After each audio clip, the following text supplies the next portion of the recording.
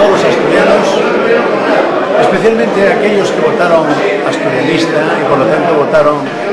a la Unión de las Paz. Un felicísimo año que viene, felices Pascuas a todos, a los que tengan aquí la familia y los que la tengan fuera especialmente, porque la van a echar de menos, van a tener esa señalidad, y una invitación a todos los asturianos. Yo creo que ya hora de que empecemos a pensar en nosotros, de que veamos una realidad y por lo tanto cómo nos burlen y cómo nos engañen, y de que convirtamos por lo tanto el 2008 y los años siguientes en una apuesta para Asturias que pasa por apostar por los asturianos, por los asturianistas y por las fuerzas políticas asturianas que no están sumises a las fiestas, por lo tanto, a todas las familias, a cada uno de los asturianos y un feliz año con salud 2008.